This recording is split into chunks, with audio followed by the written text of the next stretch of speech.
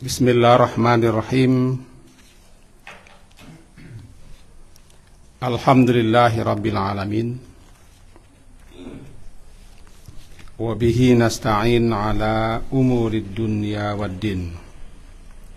Asyhadu an la ilaha illallah, asyhadu anna Muhammadan abduhu wa rasuluh. Allahumma salli ala Muhammad wa ala ali Muhammad. Bapak dan ibu-ibu, mari kita awali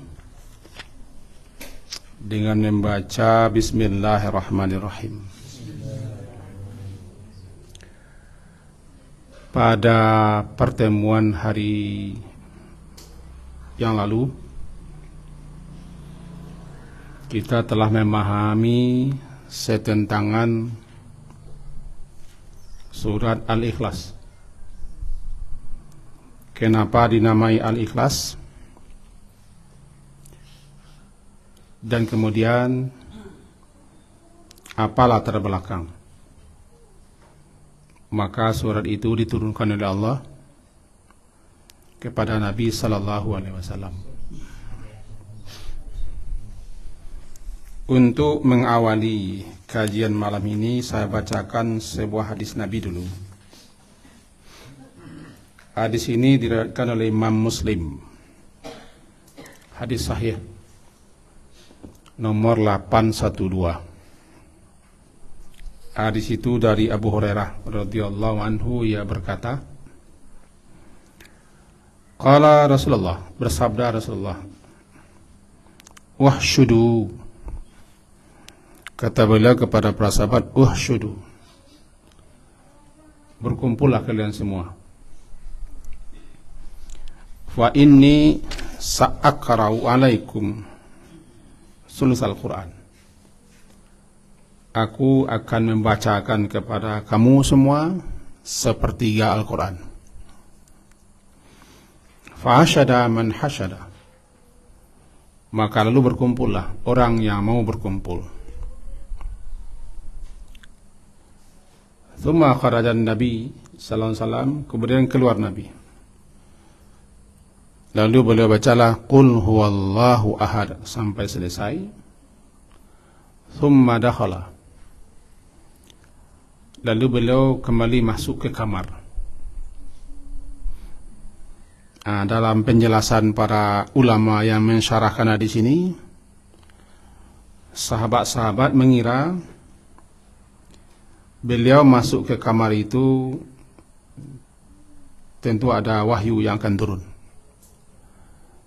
Karena beliau mengucapkan tadi akan membacakan sepertiga Al-Quran. Setelah selesai beliau membaca Qul huwallahu sampai tamat, masuk ke kamar. Dugaan sahabat-sahabat adalah ini kelanjutannya yang akan turun ayat. Karena sepertiga Al-Quran beliau baca baru satu. Dengan dugaan yang seperti itu, para sahabat menunggu-nunggu Rasulullah keluar. Kemudian tak lama kemudian beliau keluar. Ketika beliau keluar, lalu beliau berkata kepada para sahabat, "Inni qultu lakum." Tadi aku sudah katakan bahwa aku akan membacakan kepada kalian semua sepertiga Al-Quran. Sahabat kembali menunggu apa kelanjutan, karena yang beliau baca baru Qul huwallah. Lalu beliau lanjutkan, ala, ketahuilah, innaha, sesungguhnya surat yang saya baca tadi, yaitu Qul huwallah atau surat Al-Ikhlas, adalah sulusal Quran, ta'dilu sulusal Quran. Surat itu sebanding, setara dengan sepertiga Al-Quran. Nah, ini yang kita coba pahami malam hari ini, tentang makna sepertiga Al-Quran itu. Dalam riwayat lain masih Imam Muslim, juga diriwayatkan oleh Imam Ahmad, Imam Muslim dalam sahihnya nomor 811. Kata Abu Darda. Abu Darda ini nama sahabat, bukan masjid. Berkata, anin Nabi sallallahu alaihi wasallam qal aya'jizu ahadukum. Apakah salah seorang kamu merasa lemah, tidak mampu untuk membaca sepertiga Al-Quran lailatin, setiap malam? Kata sahabat-sahabat, qalu wa kaifa yaqra'u thulutsal Quran? Bagaimana mungkin kita bisa membaca sepertiga Al-Quran setiap malam? Beliau lanjutkan, qal qul huwallahu ahad ta'dilu thulutsal Quran. Qul huwallahu ahad itu sepertiga Al-Quran. Sudah dua buah hadis yang kita bacakan. Mari kita coba pahami. Allah Subhanahu wa taala sebagaimana yang dijelaskan oleh yang mensyarahkan kitab Sahih Muslim, yaitu Imam Nawawi rahimahullah. Allah menjadikan Al-Quran itu 3 bagian. Ya. Allah menjadikan Al-Quran itu 3 bagian.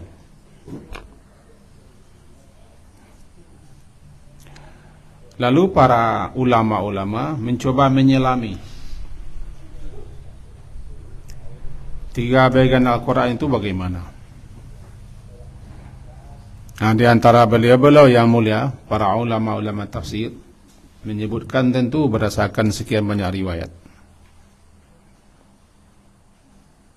Ini yang diungkapkan oleh Imam Nawawi rahimahullah,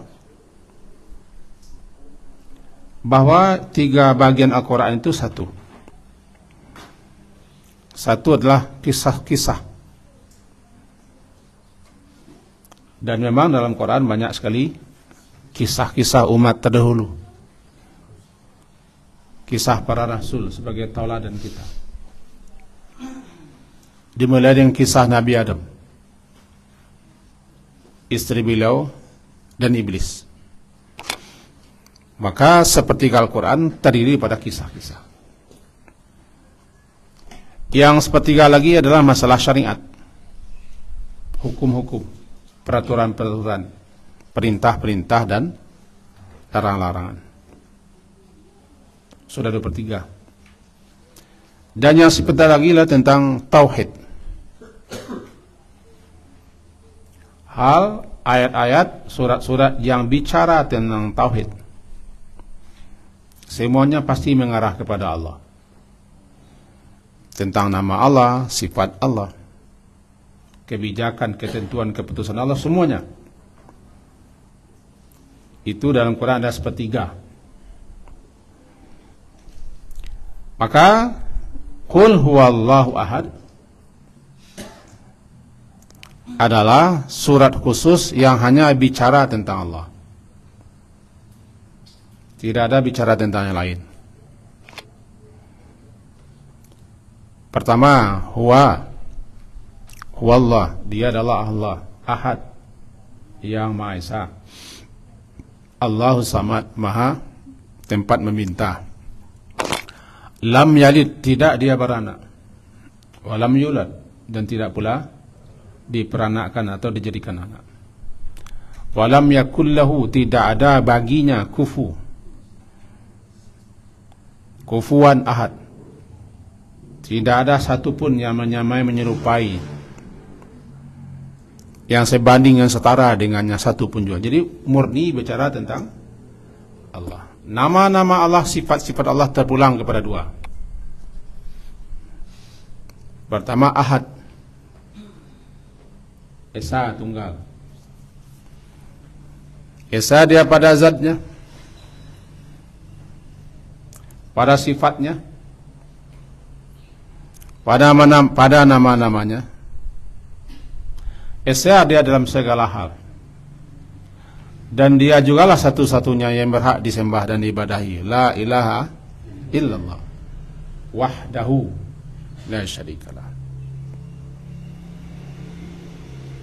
Ahad.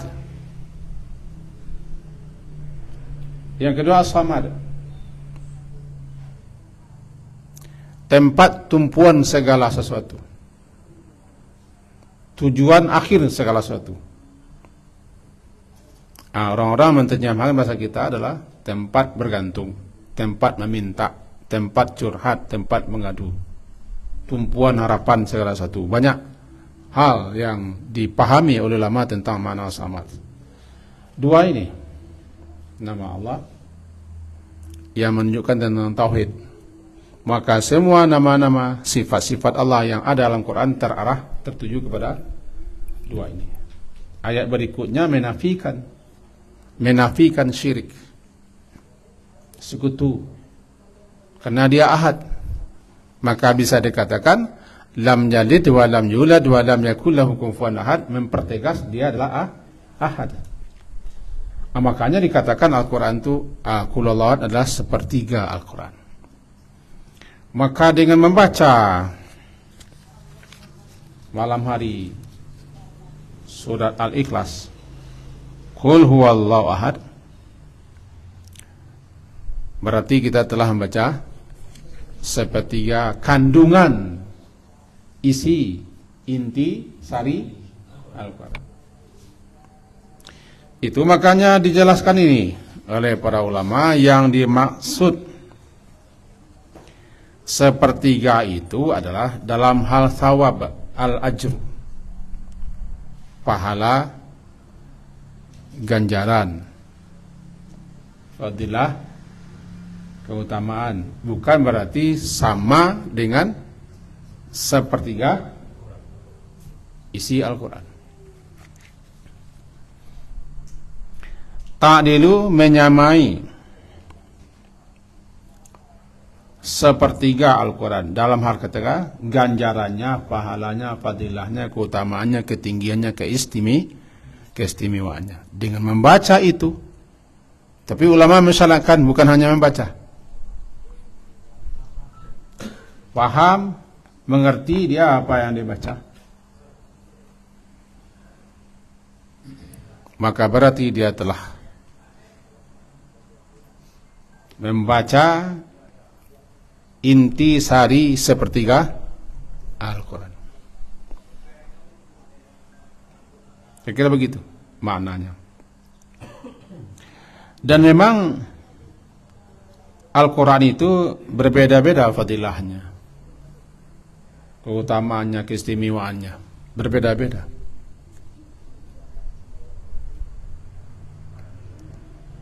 Masing-masing surah mempunyai keistimewaan, keutamaan, fadilah. Tetapi kita tidak berhak untuk melebih-lebihkan satu surat ayat dengan yang lain kalau tidak ada dalilnya atau penjelasan keterangannya daripada Nabi sallallahu alaihi wasallam. Dan tidak boleh pula kita menetapkan surat ini, ayat ini, baca setiap ini fadilah, tidak boleh kalau kita tidak ada penjelasan. Khawatir nanti kita mendahului Allah dan Rasul. Nah, di sini apa? Masih dalam kitab syarahannya sama, kita baca bahwa ditinjau daripada sisi firman Allah Ta'ala tidak ada beda, semuanya firman Allah. Semenjak daripada Al-Fatihah sampai An-Nas 114 surat, tidak ada beda, semuanya sama-sama firman Allah, sama-sama wahyu Allah. Ya, kita ulang. Semenjak Al-Fatihah sampai kepada An-Nas 114 surah, dibatasi masing-masing surah dengan bismillah. Bismillah itu banyak ulama menyebutkan itu ayatun mustaqillah, ayat yang berdiri sendiri, tidak masuk kepada surat yang dipangkalinya, yang diawalinya, tegak seorang. Bismillah dalam Quran 114.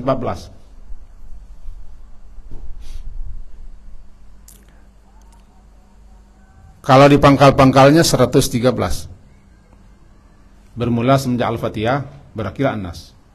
113. Kenapa? Karena dalam surat Taubah, surat ke-9 atau surat Al-Bara'ah, surat pelepasan diri, tidak ada pakai bismillah.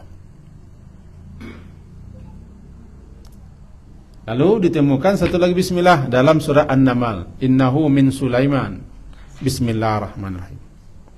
Maka jadi semuanya 113. Nah, semuanya itu semenjak Al-Fatihah sampai berakhir sama semuanya.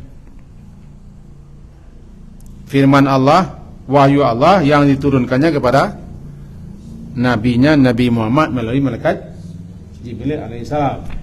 Bermula semenjak di Gua Hira dan berakhir nanti di surah Al-Baqarah, wattaqu yawman turja'una fihi ila Allah. Surah Al-Baqarah ayat 21. Itu satu. Tapi dipandang di sisi lain, kandungannya, isinya dan segala macam ada bedanya. Nah, ada bedanya. Bahasanya, penjelasannya dan segala macamnya tentu berbeda-beda. Kenapa begitu? Ambil saja ini. Qul huwallahu ahad, semuanya bicara tentang Allah. Lalu surat Al-Lahab bicara tentang Abu Lahab. Tidak sama tu. Qul huwallahu semenjak ayat pertama sampai 4 bicara tentang Allah. Kalau surat Tabat Yada, Al-Lahab atau Al-Masad bicara tentang si Abu ini. Inilah Abu yang paling berbahaya.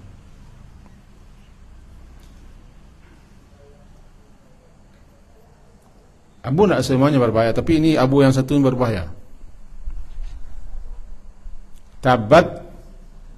Tabat Yada Abi Lahabin wa Tab alai ma aghna anhu maluhu sayaslana wa maratuhu.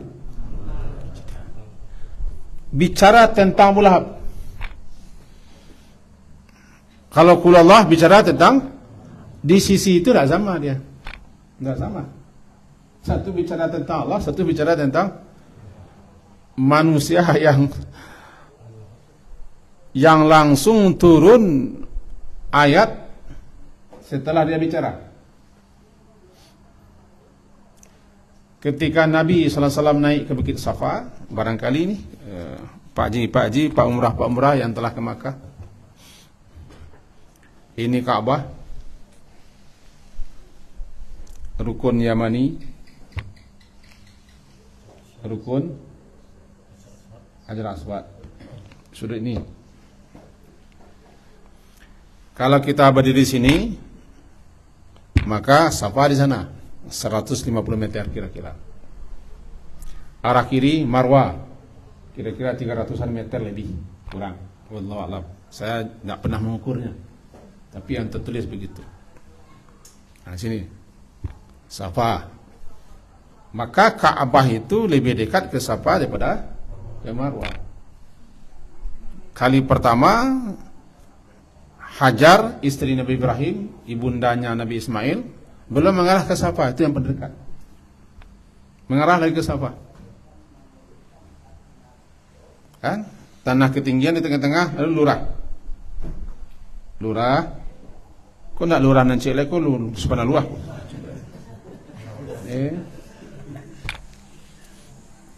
Nanjak, memang nanjak atas Safa. Nah, orang-orang Quraisy zaman jahiliyah, Safa itu mereka pergunakan tempat menyampaikan pengumuman. Jadi kalau sudah ada orang berteriak atau menyeru di situ, tanda ada hal yang penting luar biasa yang akan disampaikan. Harus berkumpul. Nah, Nabi Muhammad datang perintah kepada beliau. Andir ashiratakal akrabin dalam surah Asy-Syu'ara. Ya Muhammad, beri peringatan kepada karib kerabatmu yang terdekat. Karena selama 3 tahun beliau tidak berani tampil berdakwah secara sir, secara sembunyi-sembunyi. Lalu datang perintah, andir, beri peringatan. Asy-Syu'ara ayat 214 tidak salah. 4. Beri peringatan kepada karibmu yang terdekat. Dalam surah Al-Hijr surat ke-15, fasda' bima tu'mar wa a'rid 'anil musyrikin. Itu juga perintah yang sama, agar beliau menyampaikan wahyu. Ini fasda', beritahukan. Beritahukan. Sampaikan apa yang diperintahkan untukmu, sampaikan. Naiklah ke kisafah.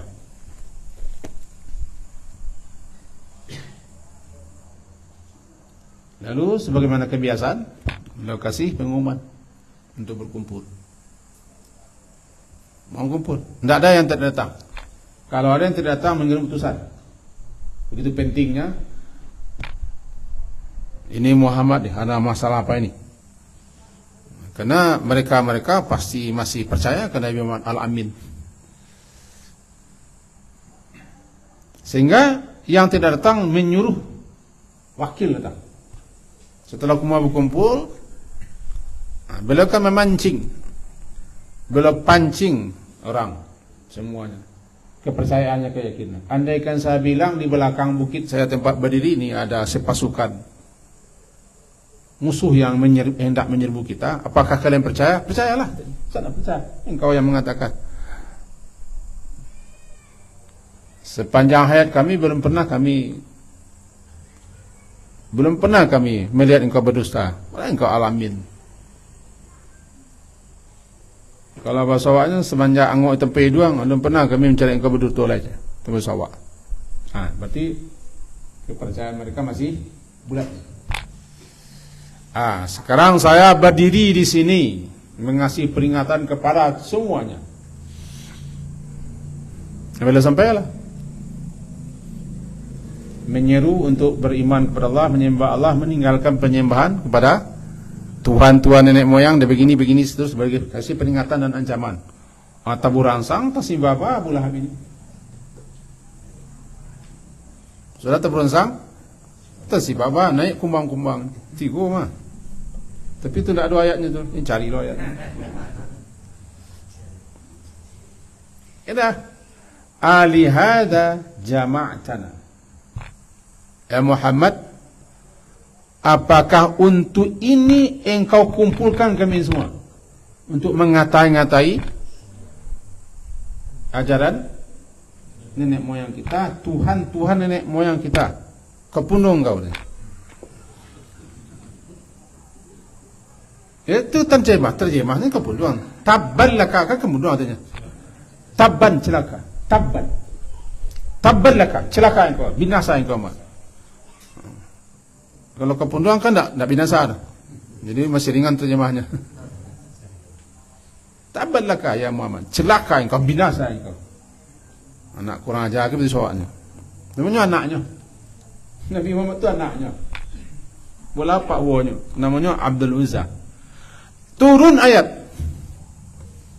Tabat yada.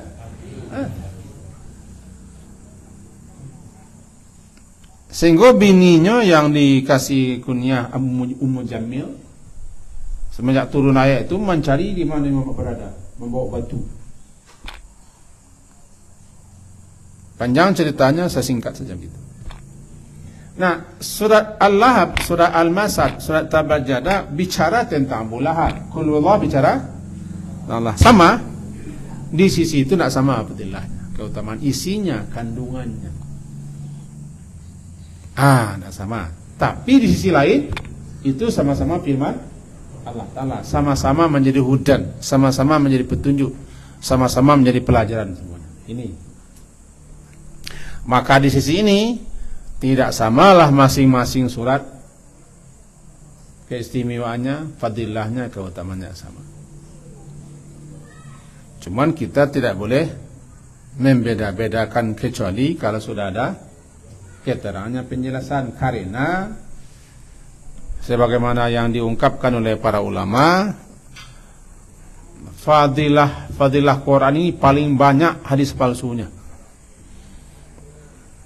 Ini bagi siapa yang pelajari mustalah hadis, namanya ilmu hadis, yang paling banyak dipalsukan orang adalah tentang fadilah ayat tertentu, surat tertentu, menghafal ini paling banyak dipalsukan. Dibikinnya rangkaian hadis sampai ke Nabi. Jadi kalau sudah bicara tentang fadilah Quran, harus hati-hati, harus waspada kita. Kalau gak aneh rasanya, ya kita jangan, tanya dulu, periksa dulu, pelajari dulu, jangan cepat kita. Sebab kita selaku manusia biasa adalah orang yang cangok di labo. Cangok di labo. Kalau kamu labo tu cepet. Nah, fadilah kan labo. Bacoko masuk surga. Lah. Orok kebuliah. Jadi hati-hati tentang fadilah. Nah, kita balik lagi ke surat apa? Qul huwallah. Nah, kita kembali kepada Qul huwallah. Jadi tadi bicaranya bahwa di satu sisi semuanya firman Allah Ta'ala, tidak boleh kita beda-bedakan. Di sisi lain, masing-masing punya keistimewaan keutamaan. Maka keistimewaan Qul huwallah sama dengan sepertiga Al-Quran. Sementara Qul ya ayyuhal kafirun seperempat Al-Quran, kan beda tuh.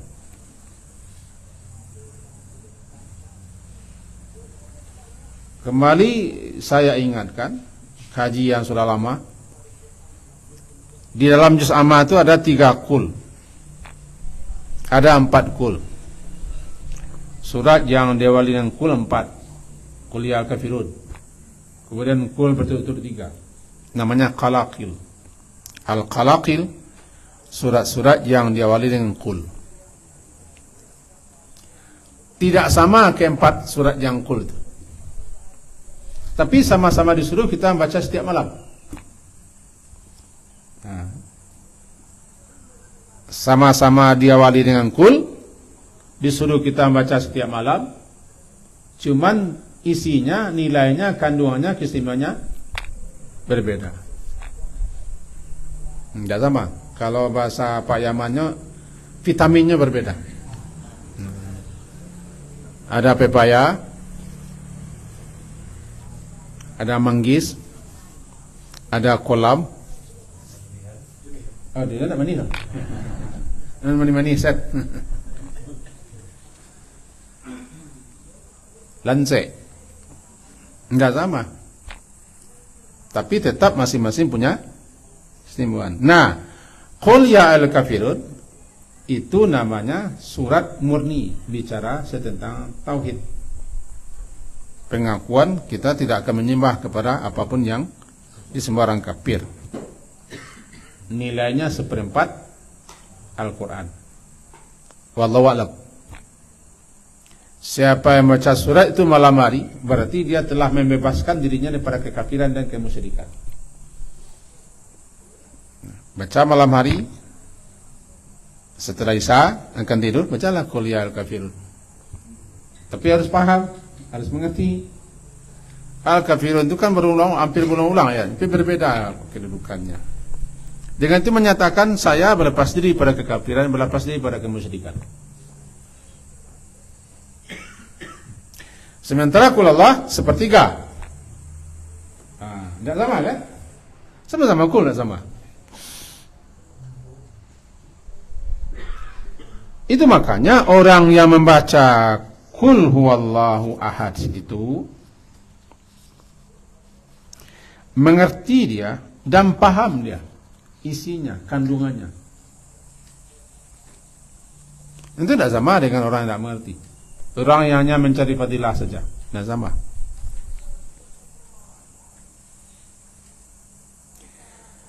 Nah ini menunjukkan betapa tinggi kedudukan surat Al-Ikhlas atau Qul Allah, besar keutamaannya bagi yang membacanya, karena dalamnya terkandung nama-nama Allah, sifat-sifat Allah. Bicara tentang Allah. Bagi siapa yang membacanya, menghayatinya, merenunginya, mentadaburinya, berarti dia telah mengagungkan Allah, menyatakan kemahasaan Allah, kemahasucian Allah.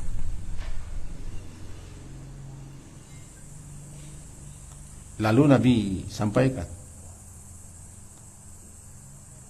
ada sahabat yang dia itu sebagaimana hadis disebutkan, setiap malam hari itu ke itu jadi bacanya terus. Bukan dalam salat ya? Bukan. Dia oleh saudaranya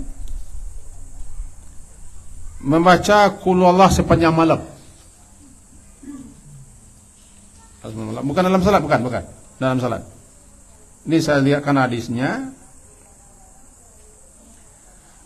Sampai subuh, lalu saudaranya bicara kepada Rasulullah, ya Rasulullah, ini ada orang, tanpa menyebut nama saudaranya, ada orang membaca Qul Allah sepanjang malam. Itu yang dibaca terus Rasulullah. Tidak penat-penat, tidak berhenti dia baca itu.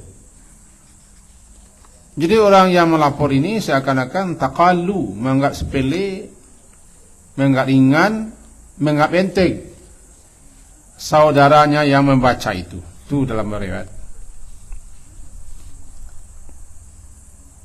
Hadisnya Bukhari 6643. Boleh saya bacakan riwayatnya. An-Nabi Sa'id Al-Khudri, dari Abu Sa'id Al-Khudri radhiyallahu anhu, annahu sami'a rajulan yaqra, bahwa si Abu Sa'id Al-Khudri ini mendengarkan seseorang membaca Qul huwallahu ahad yuraddiduha, yang dia ulang-ulang membacanya terus malam hari. Falamma asbaha ghadan, ketika hari subuh, besok paginya, dia pagi-pagi berangkat menemui Rasulullah SAW. Fadzakara dzalikalah, lalu dia ceritakanlah kepada Rasulullah itu. Dia dengar ada seseorang yang baca Qul Allah ulang-ulang kali. Wa kana rajul yataqalluha, seakan-akan dia menganggap ringan, enteng, sepele, atau merendahkan orang yang baca, atau itu-itu saja.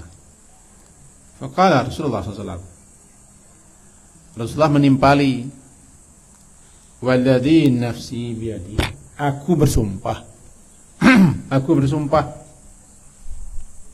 demi diriku ini yang berada di tangannya, sumpah Rasulullah, innaha, sesungguhnya dia surat Al-Ikhlas itu, la ta'dilu, la, benar-benar ta'dilu, benar-benar dia sebanding dengan sepertiga Al-Quran. Dalam hadis lain, dalam kasus yang berbeda, tapi tetap ada orang yang mengulang Qul Allah. Ditanyakan alasannya kenapa dibaca, saya suka, saya senang membaca itu, saya suka dengan ayat-ayatnya, di situ ada nama Allah, bagaimana begini-begini, saya suka. Itu alasannya. Kemudian Rasulullah perintahkan orang lain, mengatakan kepada orang itu, akhbiruhu, kalian kasih tahu kepada orang itu ya, annallaha yuhibbu, Allah mencintainya. Hadis Muslim nomor 8130. Akhbiruhu, beritakan, sampaikan kepada orang itu, annallaha yuhibbu, Allah mencintainya. Cinta berbalas cinta. Kenapa? Alasannya kenapa? Di situ ada nama Allah, ada sifat Allah. Saya senang dengan ayat itu, saya senang membaca ulang-ulang Rasulullah. Ana uhibbu, saya cinta, saya suka. Itu alasannya.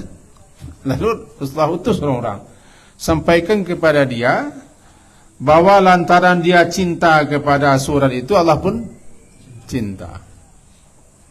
Dimasukkan dia ke surga. Tentulah berbedalah dengan orang kampung saya, kita lah membacanya karena itu yang dapat, berbeda. Itu dapat atau pendek atau sudah menjadi kebiasaan. Berbeda kasusnya. Ini makna sepertiga Al-Quran. Cuman bedanya, bagi kita agak. Jika kita setelah salat Isya, di antara zikir dan ayat yang kita wiridkan baca kan Ayatul Kursi, Qul Allah, Qul Falaq, Qul A'udzu Binnas. Itu jelas. Bukan itu yang maksud. Nanti ketika akan tidur dibaca lagi 3 kali. Begitu juga Al-Falaq dan An-Nas. Di samping sebagai tameng perisai diri, juga kita telah melaksanakan apa susahnya, apa beratnya. Kenapa tidak sanggup kalian membaca sepertiga Al-Quran? Cuman jangan dikira membaca 3 kali berarti kita sudah membaca Al-Quran semuanya. Itu tidak begitu maksudnya. Itu 3 kali lalu tamai Quran doa, tidak begitu lah. Tidak bisa disamakan. Makanya penekanannya adalah ganjarannya, pahalanya. Kata ulama yang membanding-banding begini, salat syuruk itu salat yang kita kerjakan ketika matahari sudah keluar daripada tempat terbit, kira-kira biqadri rumhin, kira-kira sepenggalah bahasa kita atau setombak meninggi, bernama dia isyraq. Syuruk keluar di timur, tempat keluarnya masyrik, keluarnya syuruk, munculnya tulu', meninggi dia ke atas isyraq, kira-kira 10 sampai 15 menit. Siapa yang salat 2 rakaat, dia dapat sama dengan umrah, ya kan? Sama dengan umrah. Ini bukan berarti dia telah pergi umrah. Mirip dengan ini. Ini bukan berarti dia baca Qul Allah sudah membaca sepertiga. Sama umrah. Orang umrah itu nanti salat di Masjidil Haram dia suruh juga. 1 kali salat di Masjidil Haram sama dengan 100.000 kali. 1 kali salat di Masjid Nabawi sama dengan 1.000 kali di tempat lain. Tak. Dan saja umrah, kita sudah umrah. Kenapa? Setiap pagi umrah.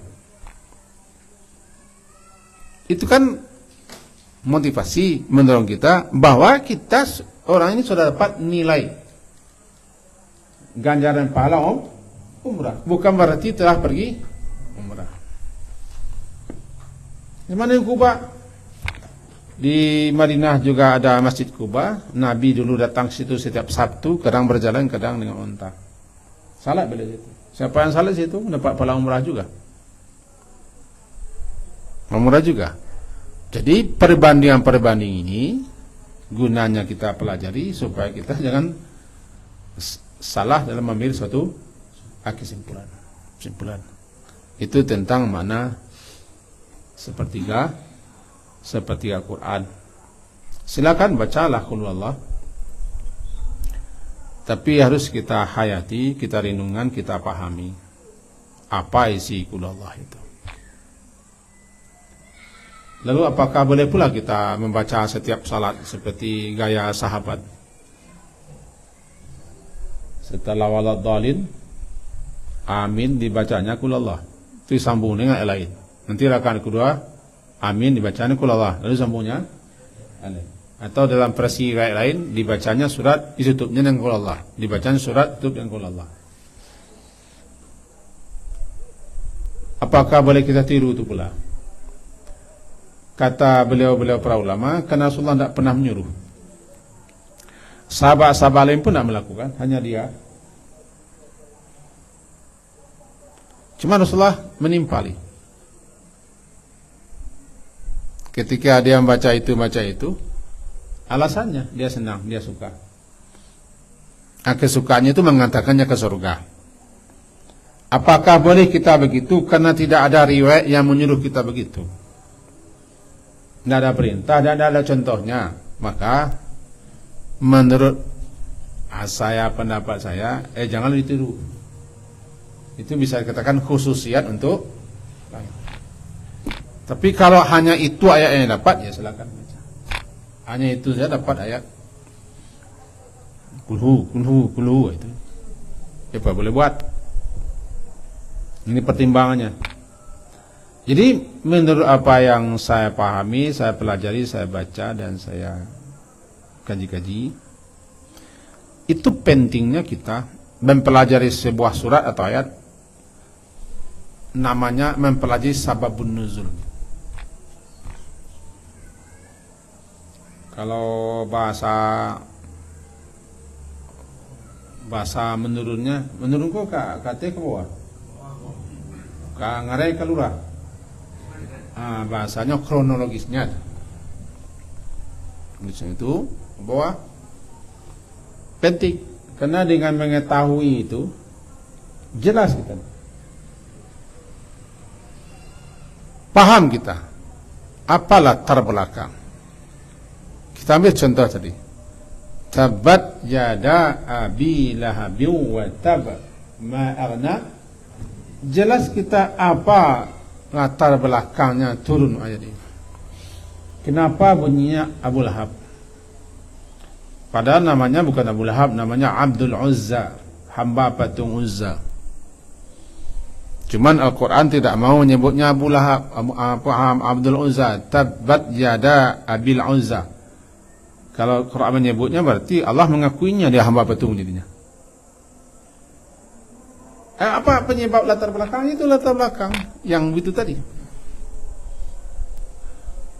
Bagaimana beringasnya seorang paman karena tergaduhnya, turun balasan tanpa jadi. Jadi apakah semua surat, semua ayat itu ada sebab nuzulnya? Enggak juga. Ayat-ayat tertentu, surat-surat itu ada sebab nuzulnya. Jadi menurut apa yang saya pelajari dulu, kita mempelajari juz amma ini tidak begitu. Pelajari satu-satu katanya, kalimatnya, dijelaskan ini apa maknanya. Kalau ada sabab nuzulnya kita jelaskan sebab nuzulnya. Kalau ada fadilah keutamaannya kita baca fadilahnya. Lalu kita apa kandungan isinya, apa pesan. Setiap ayat itu kan punya pesan. Semua ayat semenjak Al-Fatihah sampai Nas pasti ada hudannya. Ada hudannya.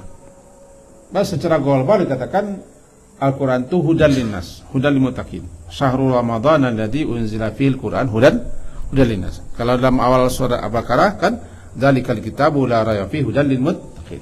Semua ayat itu pasti ada hudannya. Ada pesan-pesan yang disampaikan. Jadi bagusnya setiap selesai bukan satu surat, satu ayat atau talinya adanya kan pakai, kalau pakai bahasa Indonesia kan pakai alinea itu. Selesai itu farqah itu. Ini kandungannya begini. Petunjuk yang terdapat di ayat ini. Jadi dengan begitu tidak bagus kita mempelajari Quran itu kencang-kencang supaya cepat tamat. Karena pelajaran Quran itu tidak ada targetnya harus mendapat S3 sekian tahun, tidak bisa. Ini pakai ujian semester tidak ada. Ini saya santai saja. Andaikan kalau Allah 10 kali pertemuan belum tamat, ya belum tamat. Belum tamat. Karena dia turun selama 22 tahun, 22 bulan, 22 hari, lama turunnya. Kita mau kencang satu malam tamat. Setuju Pak Yaman? Kamu yakin Pak Yaman setuju? Sebab kan datang loh kan? Ya Beb ya? Saya suka. Jadi gunanya kita ini saya kasih. Biarlah orang azan kita minta waktu 1,5 menit ya. Oh, Pak Ketua bersaudara.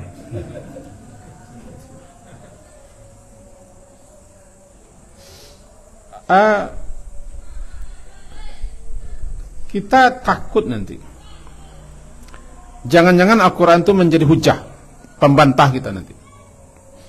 Karena kita hanya hobi membaca, hobi menghafal. Bukan merendahkan orang yang rajin membaca, hafiz, tidak ada. Saya sudah bilang tempat lain, bagaimana mungkin saya merendahkan 3 pesantren yang saya semuanya judulnya sama, hafiz. Bahkan bisa dikatakan salah satu pesantren kita yang mengawali dulu menjadi pesantren tahfiz dianggap. Tidak mungkin saya melecehkan penghafal, tidak mungkin. Saya juga menghafal apa yang saya dapat. Tapi ini bukan berarti kita melecehkan. Tidak boleh kita berhenti sampai membaca, menghafal, tidak sampai ke tujuannya. Tujuannya apa? Hudan, menjadi petunjuk kita dalam kehidupan, lalu kita terapkan, kita laksanakan isinya. Yang ditakuti oleh si non muslim itu kan itu, kita jangan sampai menyarankan isi Al-Quran. Nah kalau kita tidak pernah pelajari, kapan kita akan tahu isinya? Tidak pernah kita adakan waktu kita. Menurut paham saya, 1 kali seminggu itu pun sudah, ya kurang namanya seminggu. Melihat umur kita kan lah. Umur kita cik pakal tinggal, cik pakal tinggal. Juga. Aku wallahul kejiwaan. Itu saya tekankan bapak-bapak, ibu-ibu, di mana saja orang buka kajian tafsir ikuti. Kalau yang mengajinya itu orang yang jelas dia alimnya tentang apa yang ikuti. Kenapa begitu? Kapan lagi? Jangan menjadi orang aneh kita. Setiap orang ngaji Quran tafsir dia lari keluar, itu orang aneh. Lalu apa kaji itu hendaknya? Nabi Muhammad yang dia dakwah kepada apa? Al-Qurannya, tidak ada yang lain. Tidak ada beliau baca pendapat Profesor Anu. Tidak ada, langsung Quran. Dan dia beliau penterjemah Quran, penafsir Quran. Itu yang menjadi aneh. Ada guru kita mengaji atau siapapun mengaji, baca Quran, dia ingin menjelaskan tafsirannya, dia ahli bilang, ada orang tidak suka. Jangan ketidaksukaan kita kepada orang, lantas kita juga tidak suka kepada Al-Quran. Jangan begitu, nanti susah. Itu gaji kita malam hari ini. Tertangkap tidak tertangkap, ya tangkap saja. Tangkap saja gajinya. Tentang qul huwallahu ahad yang belum kita masuk kepada isinya. Masih berkisah tentang keistimewaan, keutamaan dan fadilah. Lalu apa latar belakang? Ada yang ragu? Tidak, selesai kaji kita malam hari ini. Tapi memang betul, Bapak, Ibu-ibu, minimal 2 kali seminggu adakanlah kajian tafsir. Minimal 2 kali seminggu. Carilah guru yang ahli tafsir, yang bisa menjelaskan, menjabarkan kita berdasarkan kitab-kitab lah, bukan berdasarkan terawangannya dan logikanya. Jadi guru tafsir. Kena kata Pak Imamnya calakan dia sah saya dulu menjalan apa datang tukang yang calakan dia sah. Karena jawaban kita nanti apa? Kita tidak orang Arab, kita tidak pandai bahasa Arab, kita tidak hidup zaman Nabi. Nah, kita masih ingin juga menamatkan membaca, tapi tidak pernah ingin mau mentadabburinya. Afala yatadabbaruna al-Qur'an. Apakah kamu tidak mentadabburi, merenungkan di sini? Babib, itu kan? Jadi, nang kerja kita apa? Hah? Itu nanti yang kerja kita? Hah? Kalau kita nanti yang kerja kita? Kita nanti enggak? Jadilah kita kelompok man, si Habib menghentikan kajinya. Subhanakallahumma bihamdika, asyhadu an la ilaha illa anta, astaghfiruka wa atubu ilaik. Sallallahu ala Muhammadin wa ala alihi ashabihi ajma'in. Alhamdulillah. Assalamualaikum warahmatullahi wabarakatuh.